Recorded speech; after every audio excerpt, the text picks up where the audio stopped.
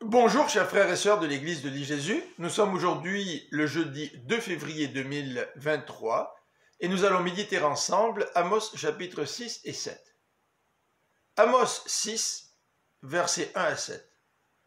La destruction ne nous affectera pas, pensent les habitants d'Israël du Nord.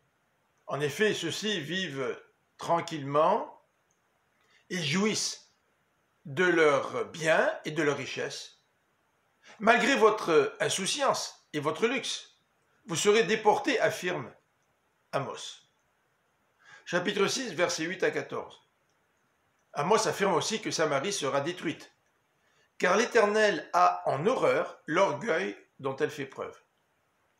Samarie met sa fierté dans ses palais, mais elle sera frappée au point où il ne restera pas beaucoup de survivants. Amos évoque probablement le tremblement de terre qui a eu lieu 2 ans après son ministère et qui a détruit les grandes et les petites maisons, voir le verset 11. Israël du Nord ne pratique pas le bien et la justice. Ce peuple se glorifie de sa puissance et de sa prospérité.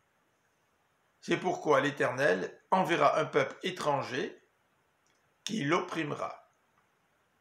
Amos chapitre 7. Considérons maintenant les versets 1 à 9. Ce passage débute la 3e partie du livre, qui s'étend donc du chapitre 7, verset 1er, au chapitre 9, verset 10, et qui décrit 5 visions. Les 3 premières contenues dans ce chapitre 7 annoncent le jugement du royaume du Nord. Après l'annonce des 2 premières catastrophes, c'est-à-dire la vision des sauterelles et la vision du feu, Amos prie l'Éternel pour que le peuple obtienne la grâce divine. L'Éternel renonce donc à ces 2 jugements.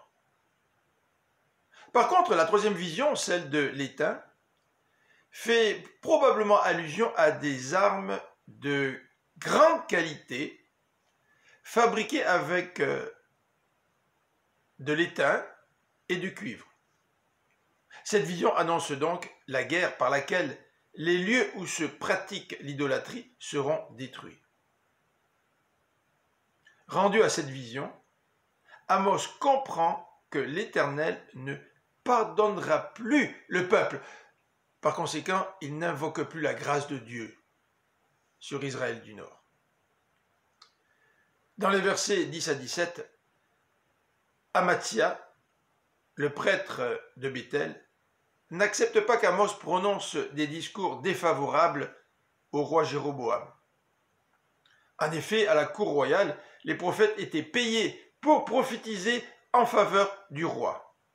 Mais Amos est envoyé par l'Éternel, non pas pour plaire au roi, mais pour être fidèle à son Dieu.